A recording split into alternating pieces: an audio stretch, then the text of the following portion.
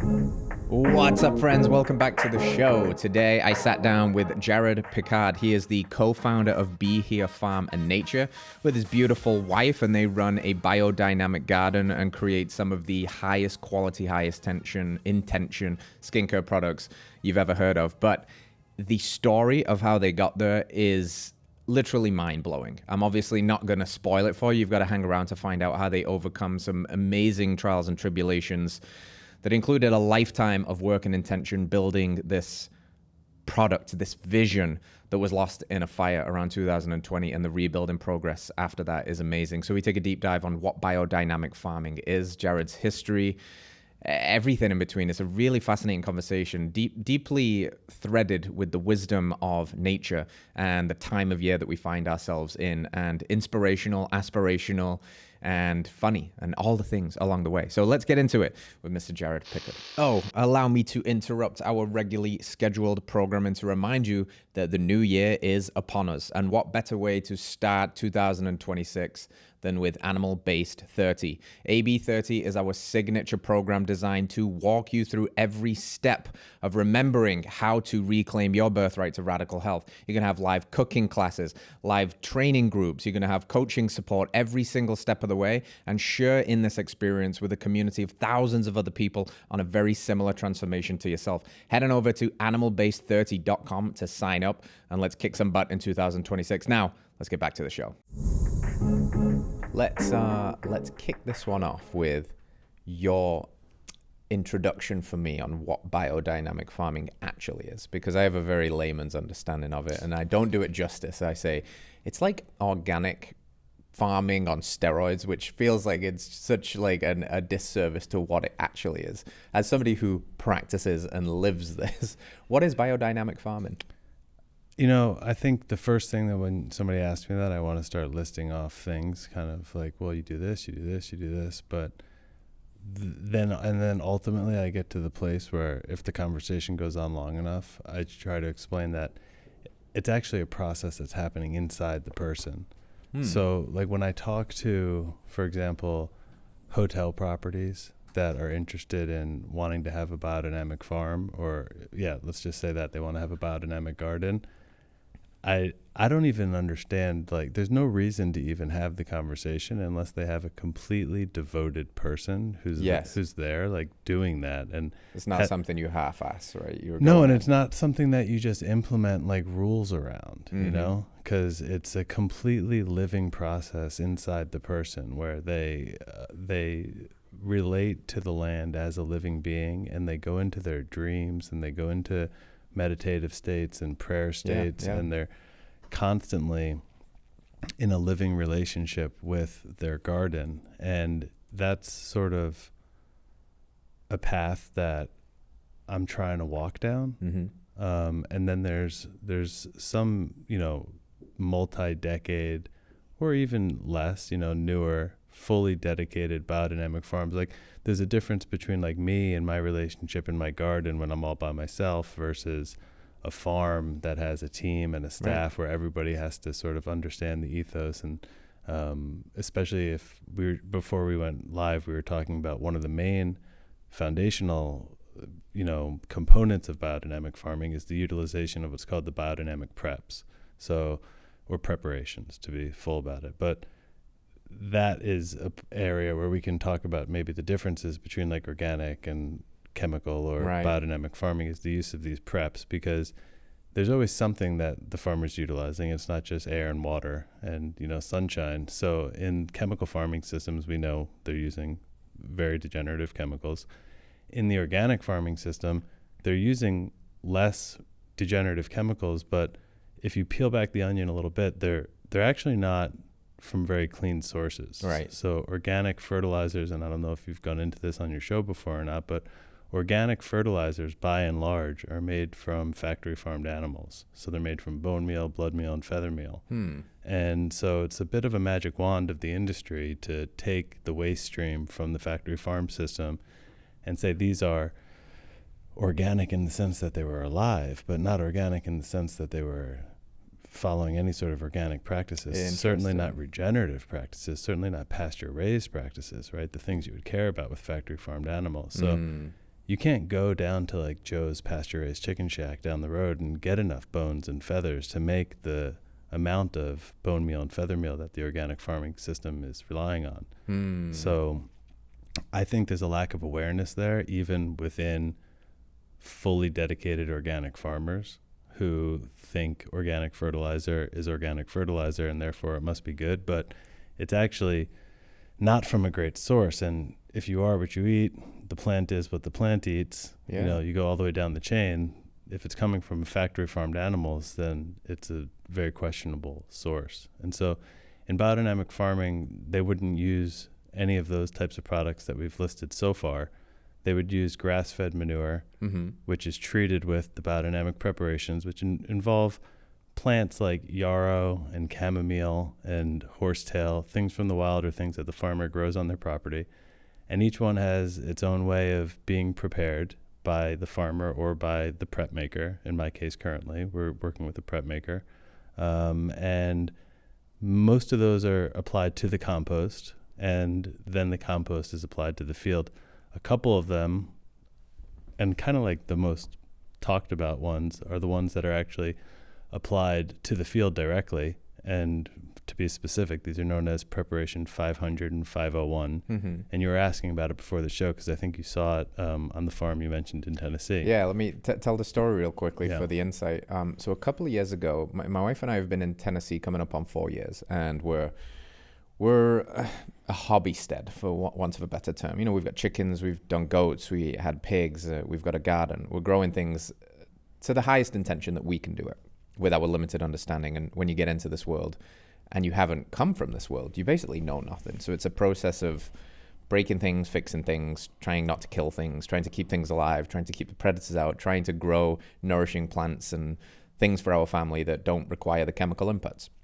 But you know, as we are on this journey, we get introduced to there's this kind of like mythological creature in the mountains of Tennessee known as Jeff Poppin, colloquially the barefoot farmer, the barefoot biodynamic guy, like a bit of a legend, you know. And he's a kooky looking guy. He's always barefoot. He just lives out on this just amazing farm. And for people that are into that world, he's a bit of a legend, you know. And he's influenced some of our other friends, Anthony and Christina Villa, who have Villa Acres, which is practicing biodynamically too. So we went up and did like a camping stay, and they bring people in to talk about all kinds of things, you know, no-till farming, till farming, do it this, do it that way, like all different kinds of perspectives, really cool gathering.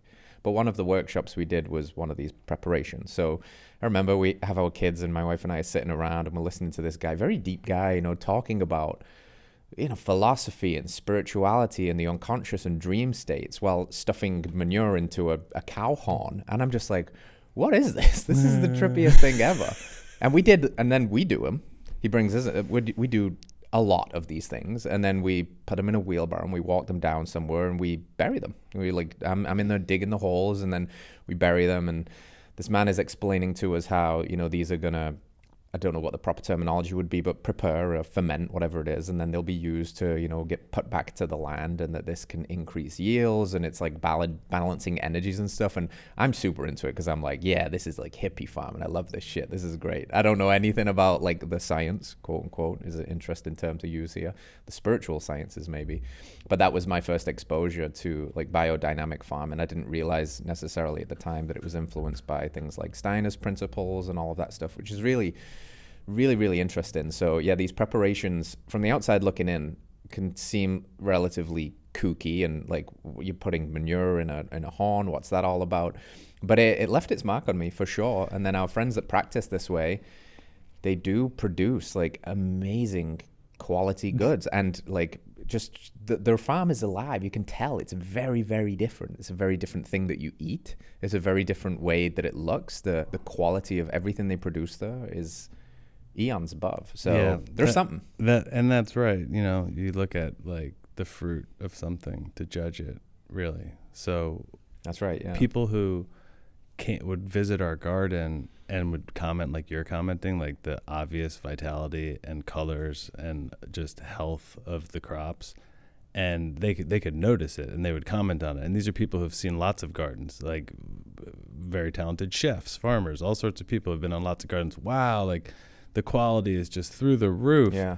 And some of those same people would think that some of the practices of biodynamics are, maybe strange or odd, or even if they're deeply devoted regenerative farmers, they might think that biodynamics does a lot of really good things and it makes sense as a regenerative practice, but that some of the spiritual stuff is a little bit over the top and not needed, and just kind of like to each his own, sure, go ahead, but it's not the reason. But in our case, we weren't using anything but the biodynamic preparations. So we weren't using any organic fertilizers, any organic pesticides, herbicides, fungicides, rodenticides, molluscicides. There's every kind of organic side in the world. We were only relying on biodiversity and the biodynamic preparations and natural systems of checks and balance through the biodiversity really is the prime sort of solution to that. And so that's the main thing about biodynamic farms, I would say, is that even in the certification itself, to be a certified biodynamic farm, which we no longer are, we chose to drop the certification, but to be certified, I think it's at least 10%. A certain percentage of the farm has to be dedicated to biodiversity. And that is sort of a way of putting Steiner's feelings about that into words, into a certification. And I don't ultimately, at the end of the day, think that works super well. Yeah. Although, as far as certifications go, the biodynamic is better than most of the others that I'm aware of. But I think really the point they're getting at there is that he called for a balance of all sort of different types of land to be on a healthy farm. Like a healthy biodynamic farm in his mind should be completely self-sustaining. And so it should have a little bit of forest and a little bit of meadow and a little bit of marshland, so that you had all the different types of, natural resources that all work in harmony together. And they each sort of have their own purpose as like an organ of this body. And the gate of the farm is, where the driveway is, where you enter the property, that's like the mouth. And whatever is entering the mouth is basically to be considered medicine till the point where, nothing really has to enter the mouth, because the farm is completely self-sustaining from within. So that's sort of an idealized biodynamic farm. And nowadays, due to practicality and time or all sorts of other reasons that people may have. In my own case, it's, time and the fact that I'm gardening by myself and I don't have employees in the garden and stuff like that. But for all sorts of reasons, and even just convenience and accessibility, we can, like in my case, purchase our preps from a prep maker. We can purchase seaweed emulsion or other, natural things that you might want to feed to the soil or the garden or the compost pile that we didn't generate on site. So to just kind of keep going back to your question about what it is, there's like underlying philosophies about it that are essentially the same for not just biodynamic farming, but for all of anthroposophy, for all of Rudolf Steiner's teachings. And then biodynamic farming is like the application of that worldview to farming, much like Waldorf education is the anthroposophical worldview to education. And so a lot of that's not going to be captured in a certification, like the certification will say that you have to use the biodynamic preps a certain amount of days, like times in a year. It'll say that you can't use like other offsite inputs that are, not certified biodynamic, things like organic fertilizer. It'll say the biodiversity thing, and it'll have a handful of other things that basically define nowadays what it means to be certified biodynamic. And same with organic. Like organic will have essentially a list of chemicals which you can or cannot use, and that defines what is organic. But it doesn't have like the underlying ethos that the organic movement had in, say, the 70s as like a grassroots movement, which was interested in, things more like permaculture, like intelligent, sustainable design and composting toilets and rainwater harvest and perennial food crops and even agroforestry and all these things that would come, even farm worker safety and things that are much broader that don't get captured in a certification process. So when people ask, like, what is organic farming or what is biodynamic farming, the mind immediately wants to start describing, like, what is certified organic farming? What is certified biodynamic farming? But much more interesting to me would be, like, relating that question to this time of year, because this is a broader, like, anthroposophical sort of worldview, which is that like what a biodynamic farmer would certainly be thinking about this time of year, which is that the year has an annual rhythm of in-breathing and out-breathing. And as we approach the winter solstice, and I think this episode will come out shortly after probably, Yep. but we're still in this time of year. These are like chapters of the year. It's not just this like one moment, because the quality of light, energy, and information that is available to us like a week before the solstice is rather similar to the one after the solstice, because it's kind of like the bottom of a trampoline jump. Like once you get down to the bottom or going back up, we pass the same sort of way on the way up in terms of like the amount of daylight, the quality of daylight, which is what's feeding this whole system. And so it's creating, amongst other, relationships in the cosmos, it's what's creating the experience we're having. It's the formative processes to what we're seeing, the seasons changing, the plants growing, so on and so forth. And in Steiner's view, and in, the adapted view of biodynamic farmers, right now we're at the deepest inhalation of this in-breath. And like, to use that language, they would call it etheric and astral forces. And those are words used to describe like the nature of existence, of living beings. Like in our body, we have, in this view, different bodies sort of supersaturated amongst one another. They're all one body, but there's a differentiation between our mineral body, like our bones, and then what he would call our etheric body, which is basically the difference between rocks and plants. You can look at the plant and see that plant looks alive. And an uninformed observer would look at a rock and think that the rock is dead. But in this worldview, everything has a consciousness and a life to it, and a spiritual sort of underlighting to it. It's connected to spiritual beings and has, rocks in this worldview. Minerals actually have the oldest sort of presence here, connected to the highest spiritual beings, the longest held wisdom in the whole system. And so the difference between etheric and astral is like the difference between a plant and an animal. The plant is alive, so is the animal, but the animal has this appearance of sentience. You're like, oh, that animal kind of knows what's going on, but the plant is like, if a person was in a coma, they say the person looks like a vegetable.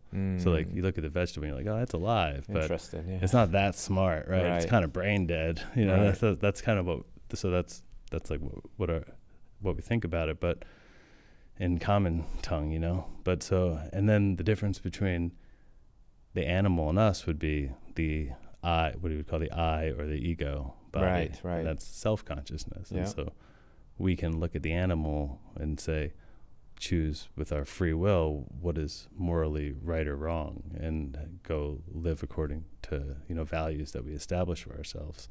And so these things are animated in a sense by this in-streaming of cosmic energy, sunlight and other cosmic etheric energy, cosmic astral energy from the relationships of all the other planetary bodies and starlight and just the entire field of information that's streaming towards us. And in the wintertime, in this view, the earth is inhaling that and gathering that deep into itself, and essentially over the course of winter making it terrestrial, making it earthbound, and digesting it and processing it in a way, differentiating it in a way so that it comes back out in the springtime through the rising sap, through the leaves, through the buds and the branches, and basically rises back up out of the earth until the time when we reach summer, when it's fully streaming out of the earth and heading out into the cosmos, when you see everything on earth just offering itself freely up to the cosmos. Sometimes even animals, just basking up towards the sun. The human activity, spring fever is the saying, right? And then humans, everything is streaming outwards. And so where we are right now is this gathering moment, heading towards the winter solstice, which begins essentially the 12 holy nights, which is the most rich spiritual opportunity of the year. And so it's the most inward time. And so like when we see the fall come on, when we see the leaves start dropping, and when we see with our eyes all the energy heading down into the earth, sometimes in the northern, way more northern hemisphere than we are right now in Texas, that happens very starkly, and everything's covered with snow. It looks dead silent. But that is a bit of a spiritual reversal in the sense that what looks to be sleeping is actually at its most awake. This is the time when the earth has gathered itself and contained itself with the most of its... Yeah, right, because everything's gone back to it. Right? Everything's in it, right? And you see the energy head in the sap down to the roots. All the plants gather themselves down into the earth. And so this is the most concentrated that this energy is. And then when that energy moves back out in the spring and summertime, it appears as if everything is wide awake, but in reality, the earth is almost sleeping. And we're seeing its dreams, basically. Like when that energy rises up out of the earth, sort of in its wake, becomes this opportunity for the plants and the flowers to just materialize, through the flow of that rising energy back to the cosmos. And then, but like right now in the winter, it's all like those seeds fell from those flowers and they're back in the ground. And so there's this potential for the future. There's all this information. It's holding on to everything that it has, so that it can come back out again. What a beautiful way of describing it. Yeah, because it's we often hear people say like everything dies in the winter, and on a surface level, sure, the leaves fall off the trees and your plants in the garden go inward, but it's not a death, or it is like it's a rebirthing, but it's going back into the earth to become alive, which is so interesting to me because, as you mentioned, like this view of the world is it's like the global inhale. So it's supposed to be, because I've always thought like winter, obviously, when you live in nature, these teachings reveal themselves without necessarily having to study it. You just, especially if you're aware and you observe the way nature operates, you tap into something that seems primordial, known, lost almost, and you realize, oh yeah, we're supposed to be also going inward right now. We're supposed to be gathering things. We're supposed to be in that inhale. But culture and modernity never stops. It never goes inward. It's always outward, and it's probably conflicting at this time of year, if anything, right? With just the obsession with consumerism and go fast and travel more and do more, when nature itself is pulling resources in to like alchemize it to then bloom again in the spring, so to speak, which is really interesting. It's so important what you're talking about. This because if you were a cynic, you would almost think that like it was set up against us to like prevent us from accessing this spiritual solitude and sense of quiet and inwardness that is meant to happen with all the Christmas lights and shenanigans and the fervor that you see. But it's like, and also the discrepancy between this natural flow of the system of really earth, that's what we're bound to here in this body. So it's like the earth's in-breath and out-breath and earth's unfolding of the seasons. I think the difference between that and sort of your operating speed is the sickness that you're experiencing at any given time. Like, I don't think that a person who is like living out in the jungle without any technology, who is living in complete harmony with their surroundings, would likely have the same stress symptoms and digestive issues and certain things that any given person in our culture may be experiencing at any given time. So I think that the more you can live in harmony with that rhythm, the sort of more altogether you're going to feel. Yeah. And so when you see things like this complete misalignment with the actual mood of this season, because in anthroposophy and by extension biodynamics, like one of the most important things for a person to grasp in my understanding, especially working with Edmund, who listeners will know because I think his episode came out right before mine. Edmund's my partner in our online programming, is that it's the mood of the thing, much more important than any of the information. And so to to miss the mood, like to see these commercialism and like feeling bad, like, did I get enough gifts for this person? Like everything is kind of off in terms of our modern celebration of this time. But that's just like, that's the like what it's like screaming for us to go inward and to just resolve this on our own. And so at which point it's like so many friendly reminders of what you want to do, like all these bright, crazy, shining lights and loud noises. It's like 1.5 million reminders to take the right mood into the spirit of this season with you, which is about like inward quietness, solitude, warmth, brotherhood, you know, and connection with the formative forces that create our existence here and led to the fact that humans exist in this system and we have the ability to think about these things. And how did this year go, and how do we want next year to go, and how in touch with our highest self are we going to be? And in terms of like, people might think like, oh, New Year's resolutions, like why, like what a waste or whatever. But the thing is that this energy is condensing all around us right now. It's streaming inwards. And so as a being on this planet, it's like our awareness and our energy and our life force is streaming inwards along with it, essentially towards our soul. It's heading inwards, as inwardly as it can get. As it can, yeah. And so the time is not really in the spring and the summer when everything's streaming outwards, because the things you're doing then were seeded now. Right. And much like, you know, not to be a bearer of bad news, but like much like anyone who hears this right now, they shouldn't think about like, oh my God, I just missed the holy nights. This podcast came out like right after Christmas. It would have been really too late anyways, because it's actually like you want to start now. It's like for next year. You want to live your whole year in alignment with that rhythm, so that by the time it comes back, you're like riding that wave. And it's basically like you're here to receive something this time of year. You're not really doing much of anything. You've already prepared the ground all year long. And so it's just like a garden. Yeah. In that sense.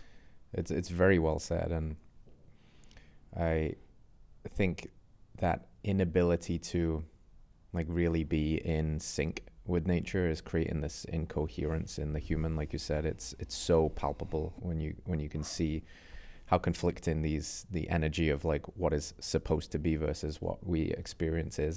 That's dis-ease. It creates disease. It literally creates friction. It creates all kinds of disconnection. And there's cues all around us. There's reminders all around us. Is it easier for the people that live out in nature?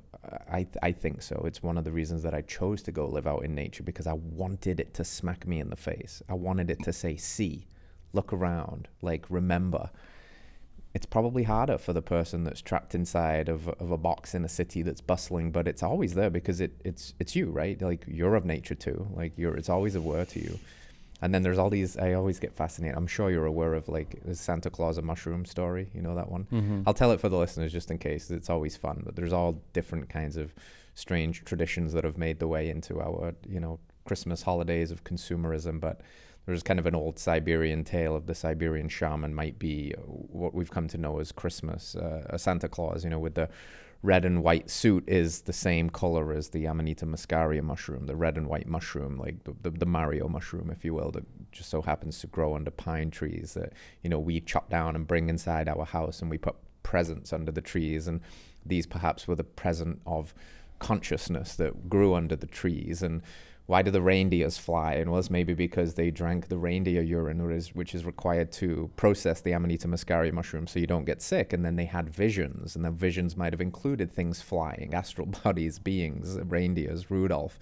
And Santa comes down the chimney because in Siberia, Russia, around the solstice, there's a lot of snow, and you can't always get through the front door. So you go through these hatches in the roof, and then you come in to deliver the gifts, and the gifts are of consciousness. The gifts are of going inwards. The gifts are of awareness. The gifts are of journeying into oneself, not the gifts of like, shit, I didn't get my new toaster oven this year. And I always laugh now because you can't, once you've seen it, you can't unsee it, and you start seeing like all Christmas cards have mushrooms on them. And like, why is mushrooms? Like there's all kinds of little reminders, like the God nod, if you will, or whatever you want to call it, little cosmic giggles, always saying like, you remember. You just forgot, you know. And I think the way you described it is really, really poetic and really beautiful in a way. And it's my hope for everybody that they start tapping into that. And I understand the limits of, you know, where they live and suburbia versus city life and things like that. And I do think one of the greatest things that I'm so grateful for now is to be more out in nature, because it's tapping me in automatically. You know, but the thing is that like those people living in the urban environments, the challenges, like you can live in nature nowadays and you could spend a lot of time on your computer recording podcasts and being an entrepreneur and doing different things, right? You could not go outside for a couple of days. You could skip your hikes. And so all of this has been externalized for the urban person. The urban person sees the constraints of their environment. They know they're in concrete and that there's a lot of EMF around. They know all these things. So they have the choice to kind of go above and beyond to work like a life. If they feel that ultimately such a person might become so aware that they choose to move to nature. But I'm just saying the idea of using these things as like a meditation bell to go inward and to live the lifestyle that you want to live there's a lot of those reminders in an urban environment, much like we all have a lot of those reminders just during this like Christmas season with all the fervor. So I wouldn't say like to hate on them per se. No. It's not like, oh, like nobody gets it, like everyone's missing the holiday spirit. It's like we can celebrate all these people and still hold the spirit inwardly, even at like a holiday party. For sure. That's just like decked out in LED lights and, you know, everything feels wrong to you. Yeah. But well, that's exactly the beauty of the contradiction or the polarity of it all, actually, as I think about it, because I know all of this stuff. I believe all of this stuff. And at the same time, I love having the silly Christmas playful fun with my kids. Absolutely. I love putting on the Christmas music. I love taking them to the parades and seeing them get all excited and understanding that both can coexist. Like you can have your cake and eat it too, as long as you hold on to the spirit of it, the intention. It's less about what you do and more about how you're doing it, in my book. That's what I'm proposing too. Yeah.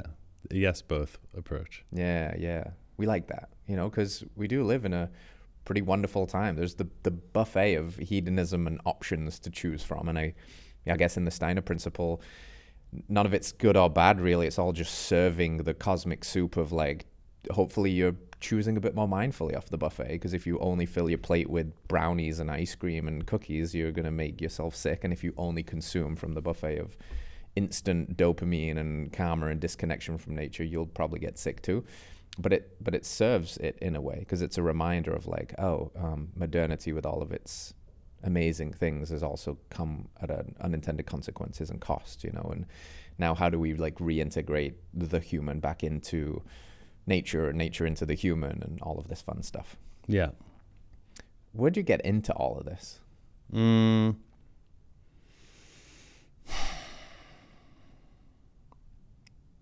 It's hard to know exactly where to start, but a good enough place is actually Paul Chek's teachings, because I know that they were important to you, big time. Your background as well.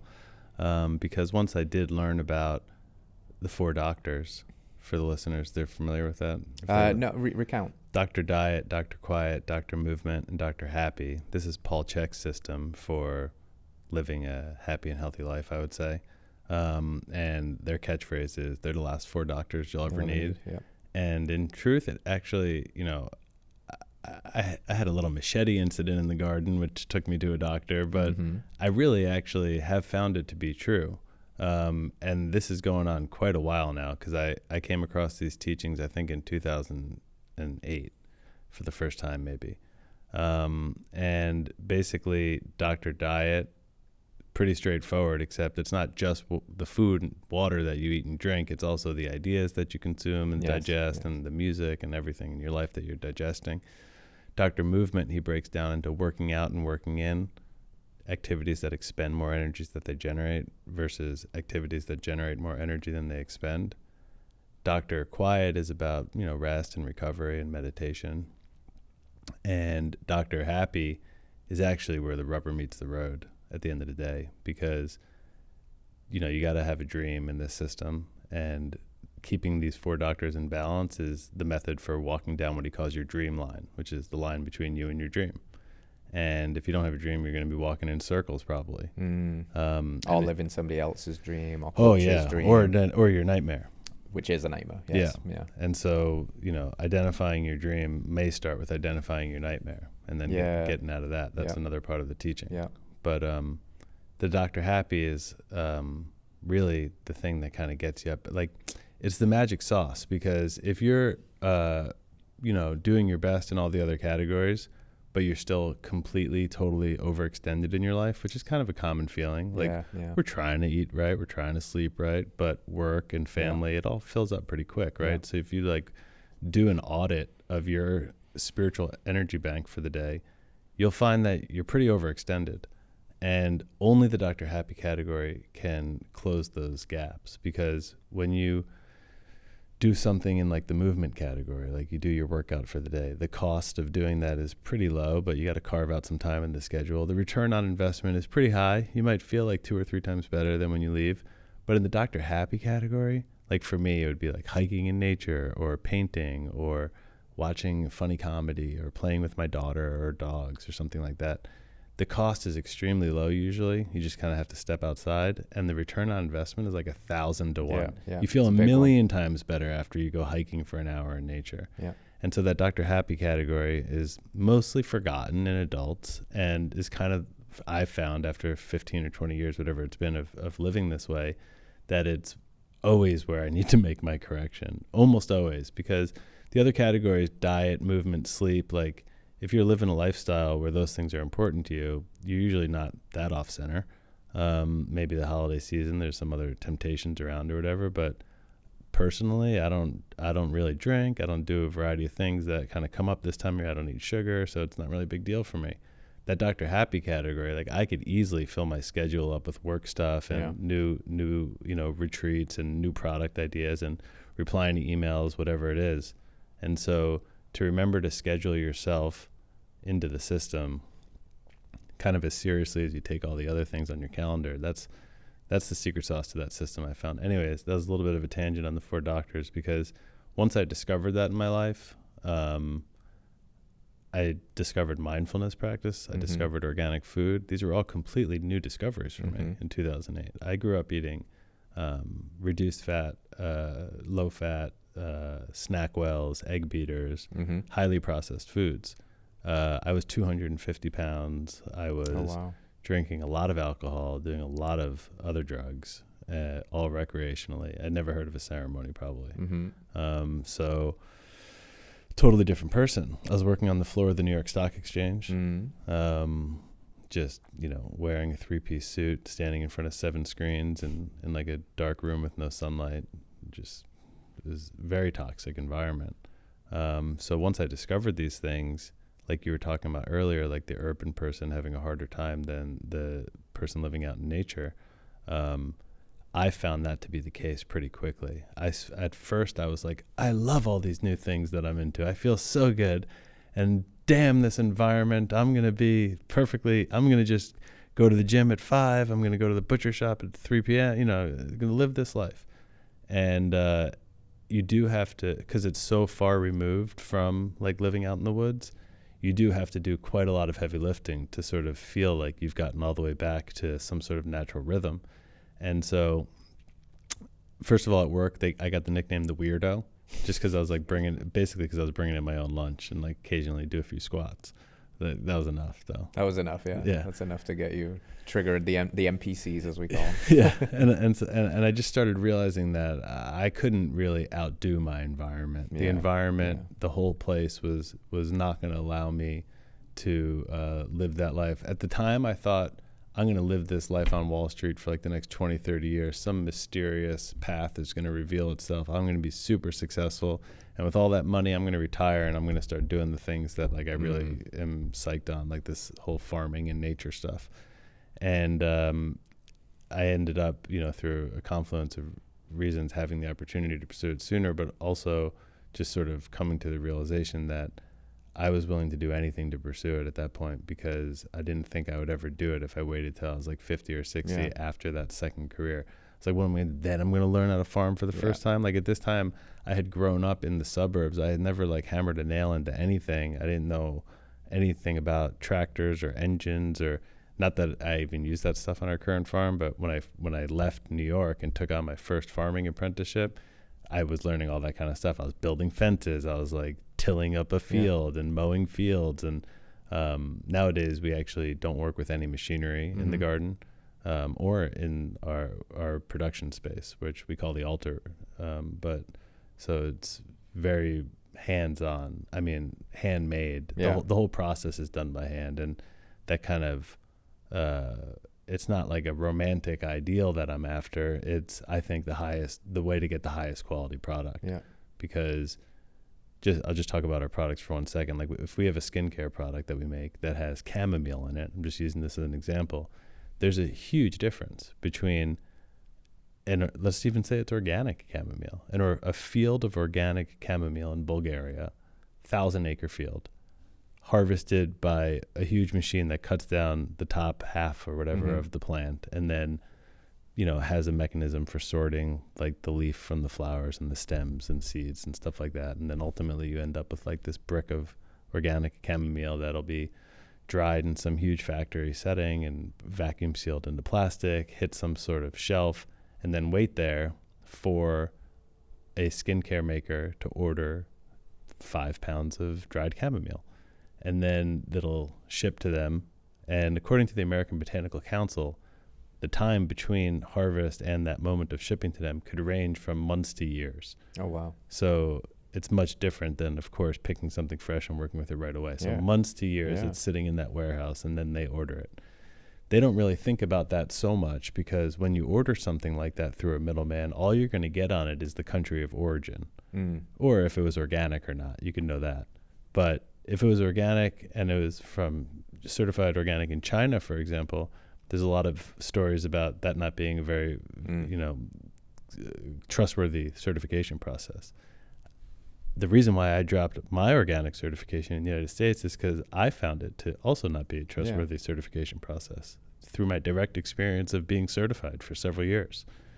After interacting with them, I chose to drop it. I was like, our brand logo has a lot more integrity than the certification that you're asking me to put on my branded logo. I just got lost in that certification story for a second. Do you remind me where we were going? Asking you how you got into this, and you went down the 4 doctors and just explaining that like you couldn't outsmart your environment, and then moving into like high points of integrity and doing everything the way, not just because it's sexy, but because it's the right way to do it. Oh, right. I made a tangent off of that, just talking about our products, because I was just trying to explain how at the end of the day, like, that skincare company is going to sell that product with the name organic chamomile on it, but they're going to have had no relationship with it. They're going to know it came from Bulgaria. That's as far as it went, right? That's a completely different process than picking one bloom at a time by hand because it's the most highly realized bloom in a bunch of 30 and like leaving the rest for the insects to enjoy, and like really just picking one by one. It makes a completely different end product, as you can imagine. The other one has a complete milieu of half-developed flowers and underripe flowers and dead flowers and insects, and inevitably, depending on which chemicals are sprayed on it or not. And so it's the processes are so different, but a consumer looks at it and it really says the same thing at the end of the day. And so the message there is really getting to know where your stuff is coming from. Yeah. And if there's middle people in between you, trying to reduce the amount and really going with people who are about as passionate about it as I'm sounding right now, maybe. You know what I mean? Like we buy some stuff from other people that we didn't produce, but I know their names, I know their entire process, and we're intimately involved with them. I could tell you everything about them. Yeah. So I recommend people do that for their families, basically. Yeah. But I just went down like 3 tangents off a rabbit hole to your question, how I got into this. And the short answer to that was that like this became our personal lives, you know? Like once I learned about all this stuff, I just started going down the rabbit hole, down the rabbit hole, down the rabbit hole. And pretty quickly that idea of retiring 30 years later and starting some sort of like farm to table entrepreneurial business was not looking like such a fun plan. Yeah. And so the plan we developed, like the original movement of our brand was not a skincare company. Yeah. For 10 years, we were developing what we could just call a hotel in California. And at the time, we called it probably a hospitality experience, because it wasn't really like a hotel, as not like a tower of 100 rooms or anything. It was this really unique, at the time especially, it's kind of ahead of the time. There's more things like this now, but it was 9 cottages and a restaurant and a spa and a yoga facility on 300 acres set in between Napa and Sonoma, where that acreage, as well as a biodynamic farm in its center, was sort of the heart of the guest experience. And most, there's a world famous destination for luxury travel, the Napa Valley area. So some of the, most highly rated hotels in the world are within several miles of this location. And so we had the objective of developing a property that was objectively, equal or superior to them in order to attract people there in the first place. But we were then subjectively covering dozens and dozens of areas that they would either never touch, or if they did, they would be, greenwashed because they became a fad. Like they might have a juice shop like at their spa, but they're probably juicing up like conventional apples. You know what I mean? So there's a disconnect. Whereas we were going to be producing everything from the biodynamic farm, from, harvesting in nature. We milled for fire safety, like huge amounts of acreage surrounding this area, and then custom milled that wood to make furniture and finishing pieces out of for the hotel itself. The project earned awards like this award called the Watershed Visionary Award for these forestry efforts, and there were logging roads all around the property that we had to repair, and the development of the farm and kind of creating rural jobs. So it was an unbelievable project that at the time of 2020, we were moving towards breaking ground on some pretty significant structures, and had probably about 150 people who were actively working on the project in some capacity, from the county reviewers to all the architects and the designers and, the plumbers and the electricians, all these different people. And in 2020, we had really historic wildfires that came through that whole region, including our mountain that this property was on, and burnt down the entire place, including 7 years of all those biodynamic preparations that we had been making, which we didn't talk about this, but one cool thing about people who make their own preps is that at the end of each year, you can inoculate the next year with the last year's preps. And so those 7-year-old preps had 7 seasons of this process, building inside it. And so there's this really special compounding effect that happens over time. And so all of that burnt down, including all of we had started a membership program at that time, where people were getting produce and flowers and things from the garden, but also one product a week for a 24-week season. So we were in this highly experimental moment of trying to do R&D and come up with things that would be the spa products and the in-room amenities and stuff like that at this, soon to open hotel concept. And so we started doing that for this membership program. We were basically R&Ding these products, many of which, probably 3/4 of which, are products that are now present day our signature products and for our skincare company. They all developed during that year leading up to the fire, which again was 2020. So after that time, we bounced around in displacement for a bit, but kind of like Johnny Appleseed, we were introducing the serum. We evacuated with the ingredients to make what became our flagship product, which is the Summer Solstice Serum. And I said that like, oh yeah, they evacuated with it, but it's actually, we could save it for another day, but it's kind of like a 5-minute miraculous story of how we even came to evacuate with the ingredients for the Summer Solstice Serum. I want the story. This is wild. Well, I mean, what happened was we had that membership program going, and it was September 27th, 2020. So, of course, I did not know a fire was coming that evening, but I was thinking about it because the air was really smoky from distant fires, and up at our elevation, it was like it was just very smoky. So my wife and daughter went to the coast to get some fresh air. It was always more, fresh air at the coast.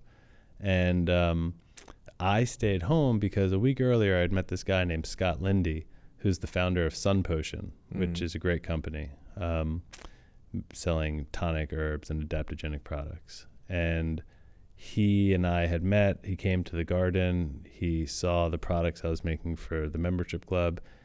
And he basically was like mocking me, like, dude, you're selling this to like 15 people? You got to sell this on my website. Like, this stuff's unbelievable. So Sun Potion actually had the plan of launching our summer solstice serum, which was kind of a big deal because we were not selling it to the public at that point. We were just selling it privately to our members. And they don't sell other people's products. So it was kind of a huge deal for us. We're like, wow, this guy wants to sell our product on his website.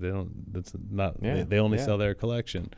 So I was pretty focused on it. And so for the first time ever, I had to write all the website copy and the different things that would go along with the product. They also wanted 400 units of it. And I'd only ever made like 40 at that point, probably ever. Right. So the girls went to the coast and I said, I'm going to stay home and write this website copy. And after about 5 minutes of them leaving, I was completely consumed with this need to go outside and make our oils for the summer solstice serum mobile. And what I mean by that is that for the 5 Octobers prior to that moment, and it was September 27th, so for 5 Octobers prior, we had been evacuated in October for some fire threat. And in the past, up until that point, there was never actually any concern, but when you live out in what they call the wildlands, they do what they call pre-evacuating you. They just get you out in case like the winds pick up. Because it can turn quick. Yeah. So I was thinking, my gosh, if we get evacuated, I'm not going to be able to deliver on that Sun Potion order. And it's October, all of a sudden it's going to be Black Friday, then it's going to be Christmas. They're a busy company. Like we're going to miss our opportunity. I'm like freaking out about it. And so it was so smoky that I had to actually put on a respirator just to go outside. I put on a respirator, and for about 3 hours, I loaded our solar-infused oils from the greenhouse and from our storage, if they're already finished, into these wooden crates, each one probably like 50, 60 pounds. And I spent hours loading these crates up into a borrowed RV that I had borrowed from my father during COVID when he was out of the country. And we were able to be a little bit mobile during COVID and take family trips in it and stuff like that. It was not like the kind of thing you wanted to put glass. It was a nice, it was a nice RV. It wasn't a farm vehicle is all I'm trying to say. Yeah. And we lived on a mountain with like 24% grade, meaning that if you come to a stop, like certainly all these jars are going to smash and just absolutely destroy the RV. So I put them in there just kind of like as a backup plan. I go inside. I feel weird about the fact that I did all that because it was made no sense. I still had to write all the website copy. And yet I was like, man, I just made a go bag basically for the farm and I don't even have a go bag. So I made myself and my daughter a go bag. Then my wife and daughter come home. I tell her what a weird day I had and tell her she should make a go bag. And literally while she's making her go bag, we get a call that there's fire all over the mountain. A huge fire had started not that far away from our house, and it was ripping up the mountain. And there's only 2 ways off the mountain, and there's fire in both ways. No. And she goes, get off the mountain right now. And I just remember saying, it's like that? And she goes, it's like that! Click! Just slams the phone on me because she's like, got to call the next neighbor, basically. And within 5 minutes, we were gone. The sky was red, fire everywhere. It took so long to get away from fire. Like we were driving for like an hour. There's just like fire. There's like all over the place, like fire trucks and police racing in every direction. And so basically my family's driving in the car in front of me. I'm in this RV with my 2 dogs who I'm certain are about to get killed the first time I stop when all these glass jars of oil fall on them. And not a single jar spilled, not a single glass jar broke, not a single jar was protected or strapped in any way. They were just literally strapped, stacked on shelves in the back of this Sprinter van.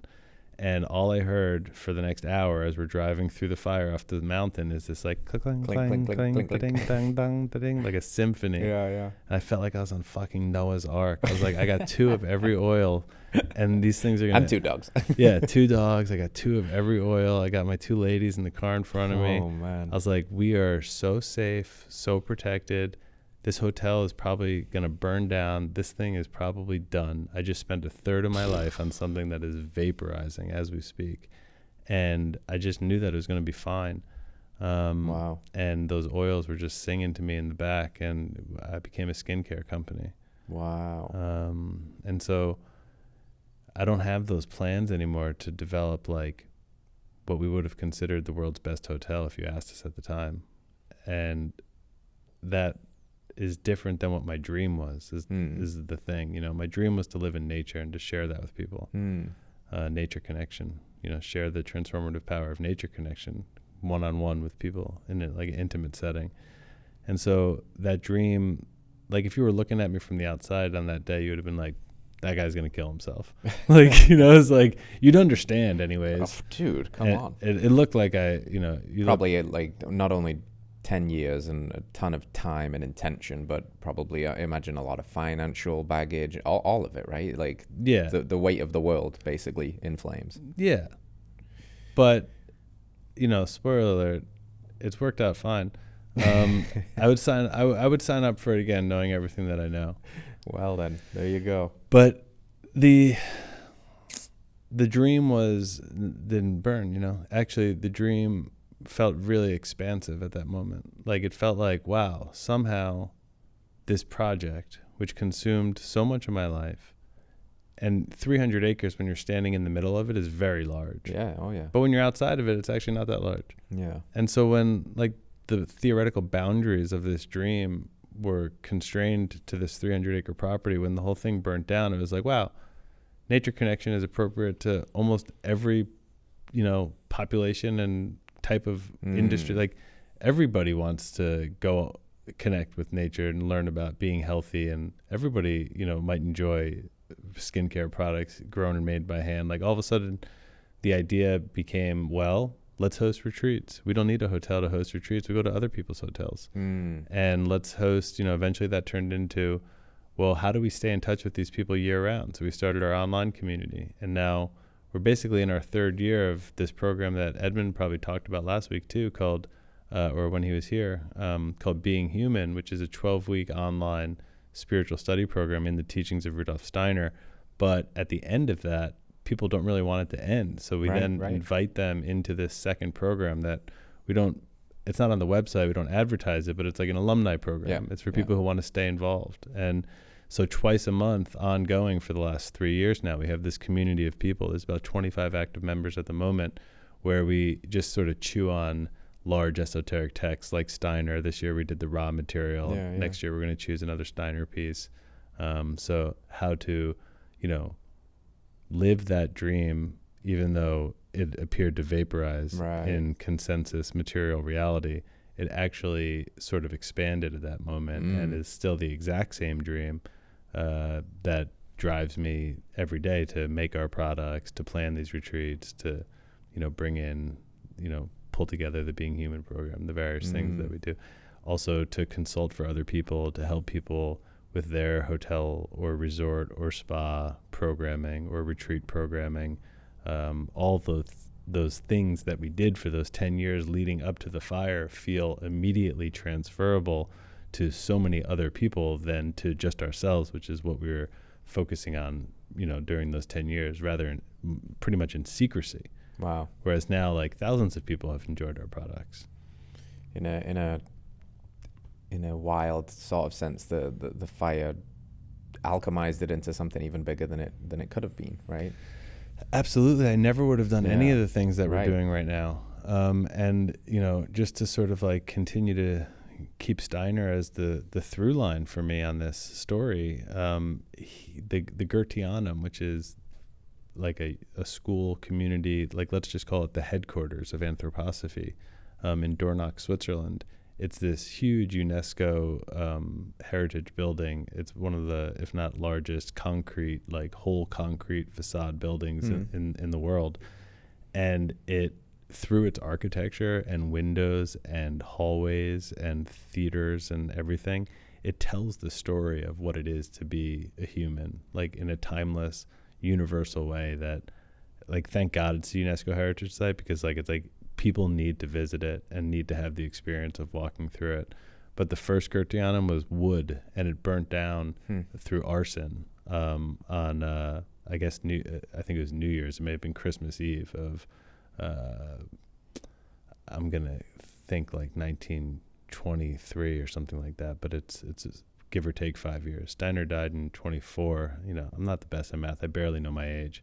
But the feeling that he had at that time when looking at the Goetheanum burning, I mean, this is, so the story goes, is that, like, no big deal. There's because now it's been etherized. It's been etherized, and it's now in the entire etheric body of the planet. And there's going to be, I don't remember what time period he said. He maybe said like 50 years or 100 years. Maybe he said one day, but in the future, there's going to be basically tiny Goetheanums all around the world with people who are feeling this movement. Goetheanum-like places, you know, communities. And so that was his experience of that. And I would say, I didn't know that story at that time, but that was my experience of how that felt. And then when I described that to Edmund, he told me that story about Steiner. It felt very resonant.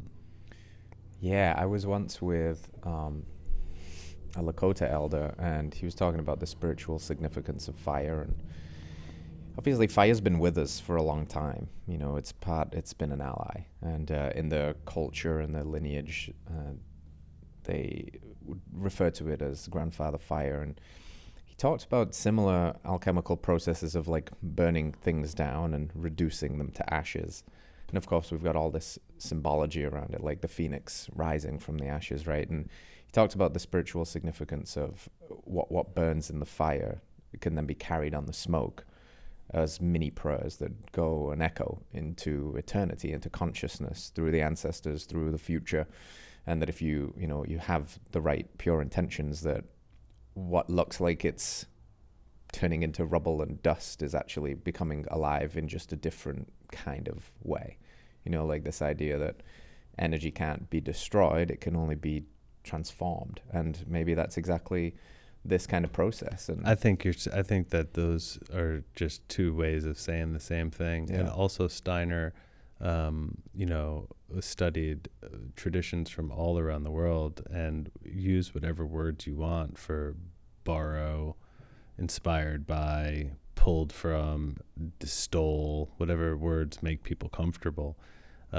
It's also entirely possible that he was directly connected to the same spiritual hierarchies that were inspiring the first people who had these concepts come through them, because on the timeline of like the archangelic level, these human lifetimes and cultures are rather short, right? Yeah. So it's like we're talking to the same being. And so Steiner has, presumably is talking to the same being. So this information is coming from all over, and ultimately, like if you were to ask indigenous cultures, oftentimes you learn that they learned it from the stones and the plants and the animals. And so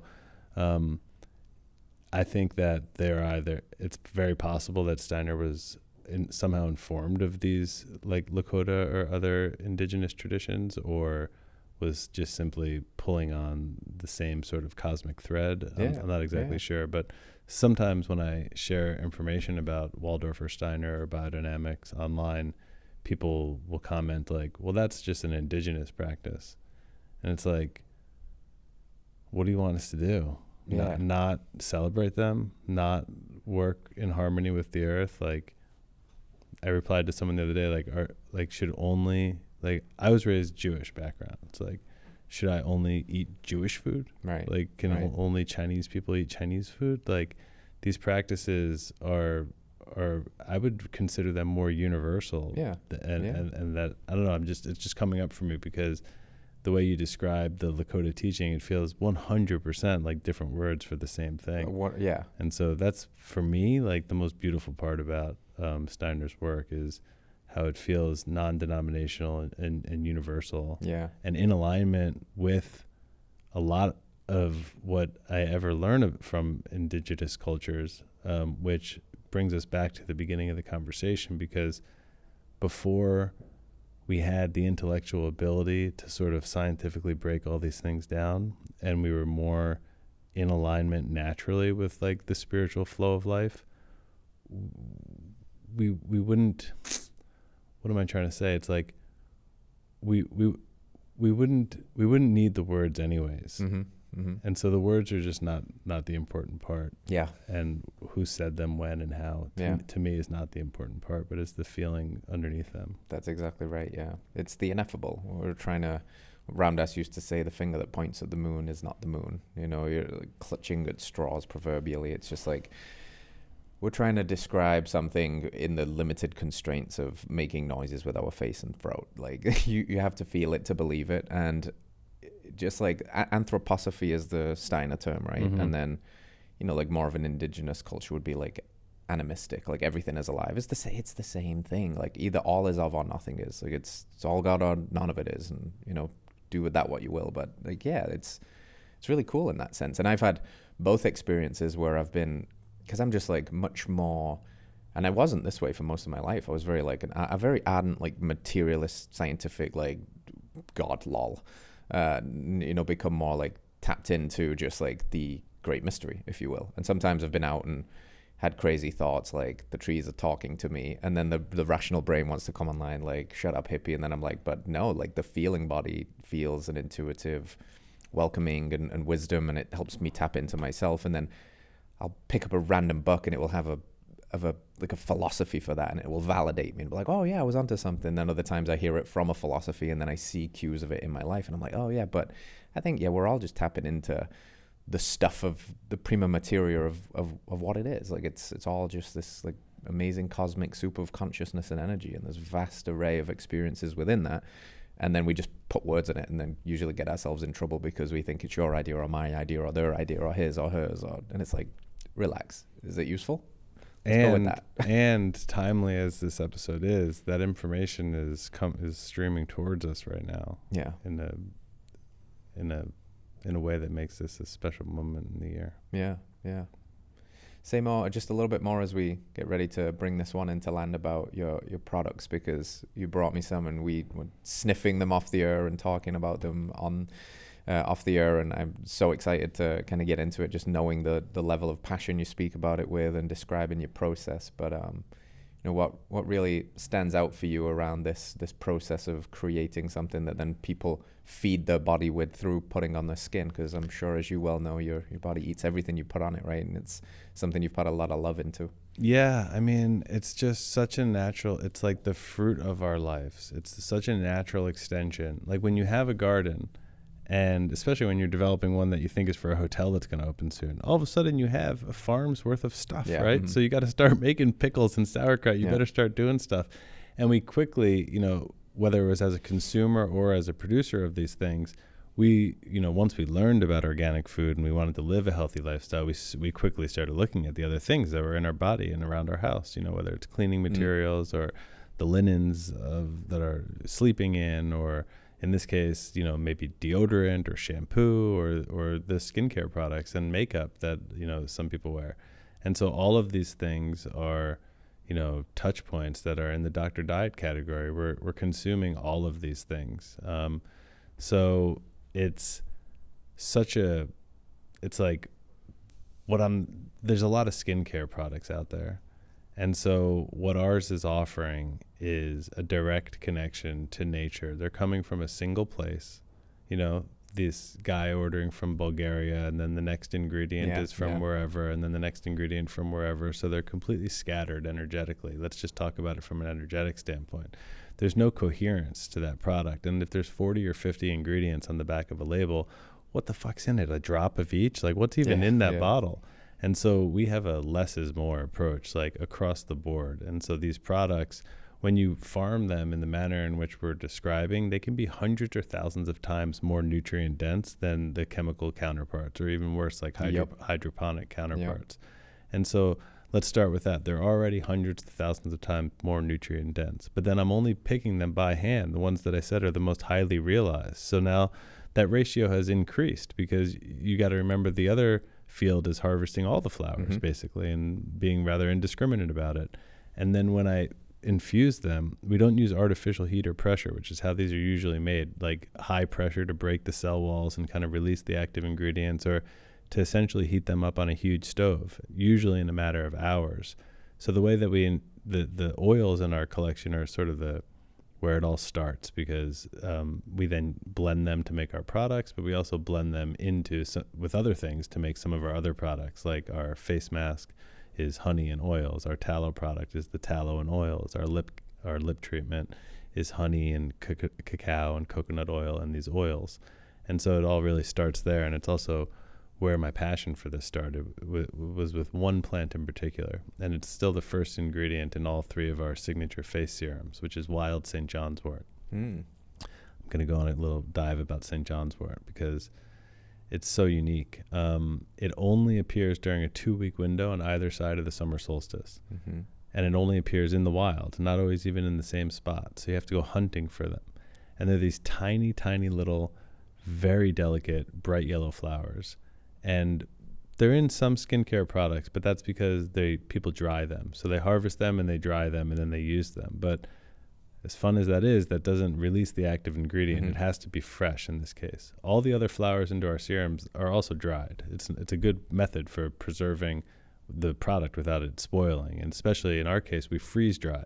Most people dehydrate or air dry, but ours are freeze dried, which is like maximum nutrient capture. It looks almost identical to when it was in the field, when it's fully dried.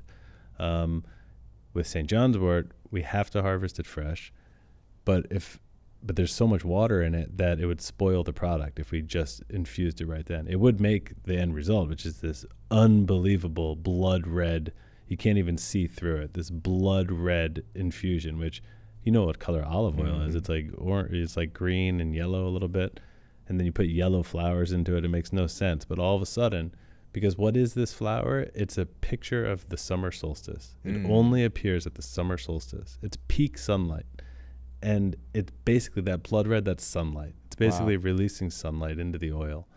And the way we do it, this is kind of like, not to sound self-important, but the art of this moment right here is to capture that without spoiling the product. That's why people dry it, is so they don't even have to worry about that, because products in skincare want to be shelf stable. That's why there's preservatives and all sorts of stuff in them. And so we leave it in the breeze, like the shady breeze, for about 20 hours.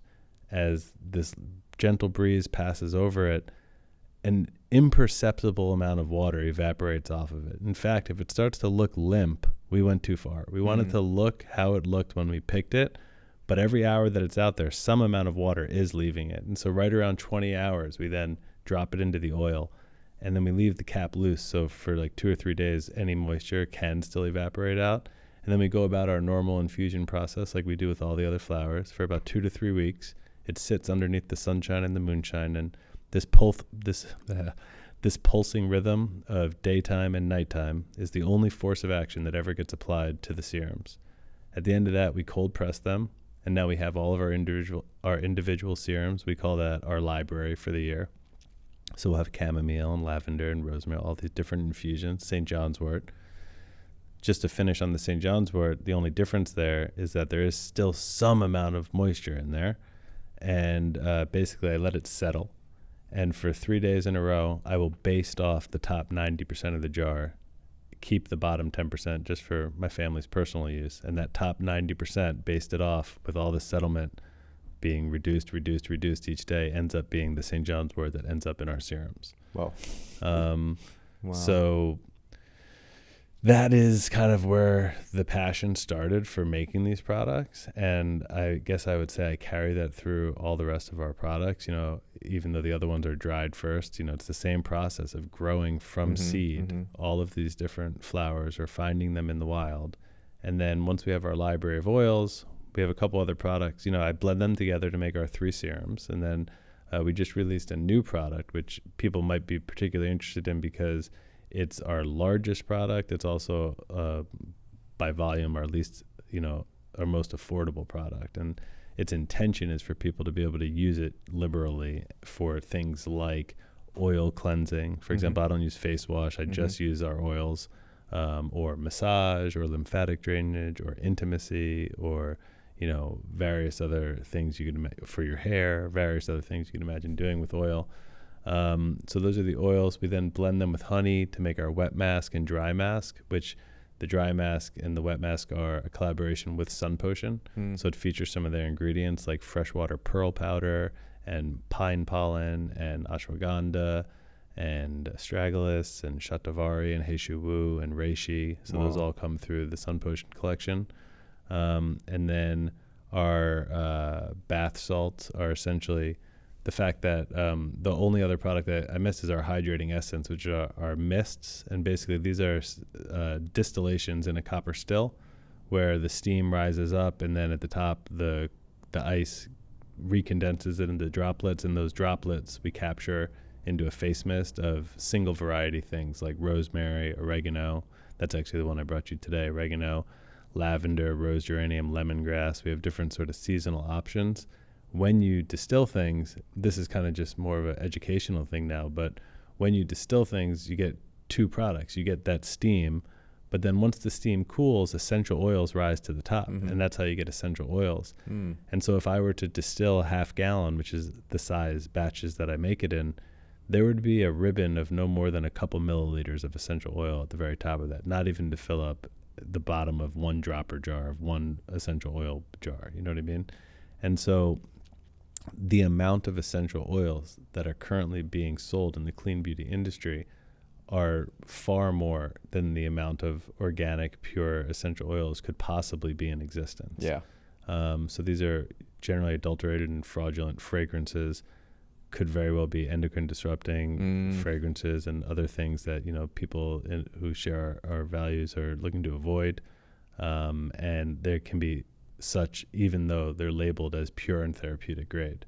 So this is, again, a know your farmer situation. Yeah. So the product collection is all of these things that we talked about today. You know what I mean? Like I could go on describing the products, but it's probably easier if you just go to BeHereFarm.com and look at them, because the products are the result of these types of processes. So I always say this, our products are our process. Yeah. That's what differentiates them. Yeah.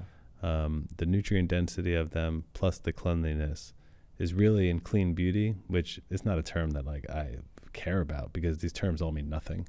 Organic, natural, regenerative, like Coca-Cola is going to be using these words in no time. So clean beauty really means nothing because the word is totally misused and abused all across the industry.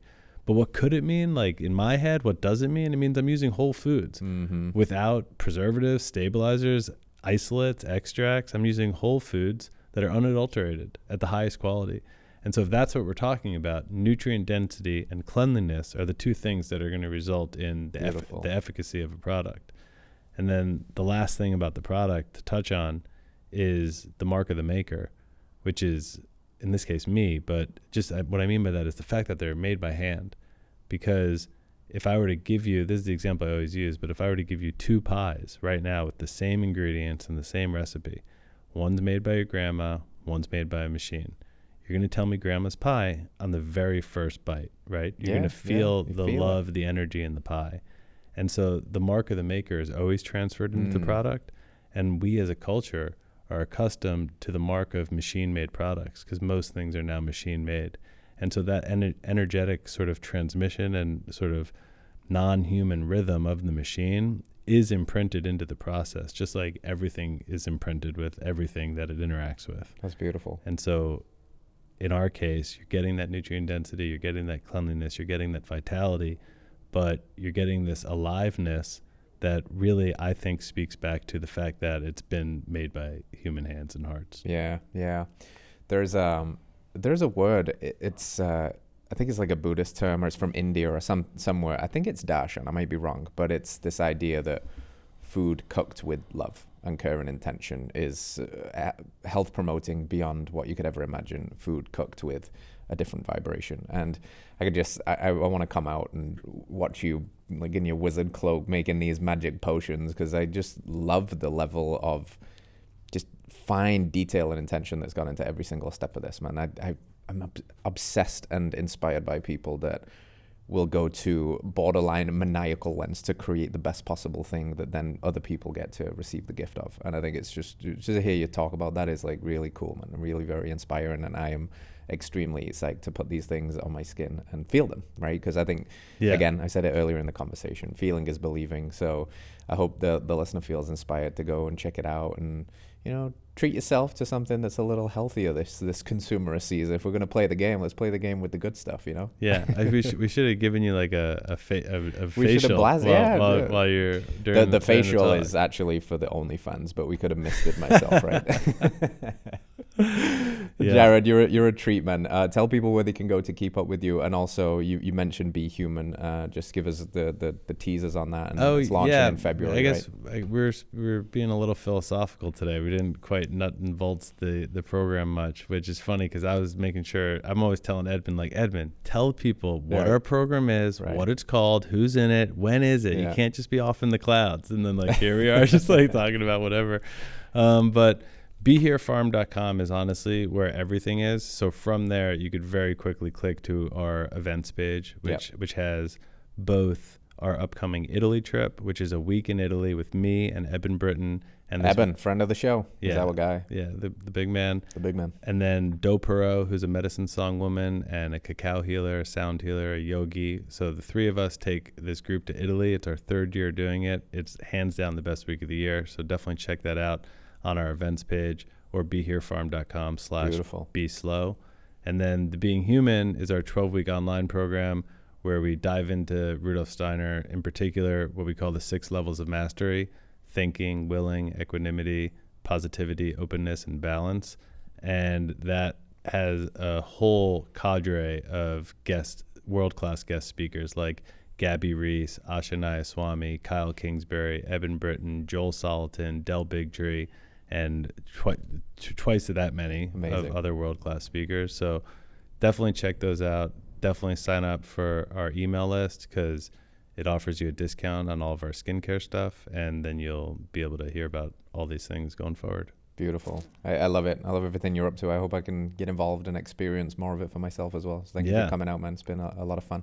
All right. Likewise, man. It's beautiful here. Thank you so much for having me, and thanks everybody for listening. Listeners, we'll see you next time. I guess we'll be able to say we'll see you next year or something like that. So stay radical, and we'll see you next time. Peace. All right, friends, thanks for tuning in to another episode of Radical Health Radio. We got a fresh new podcast for you every Wednesday. If you enjoyed the show, consider liking, subscribing, reviewing, and rating us on your podcast platform. It helps to spread this message of radical health. We'll see you next week.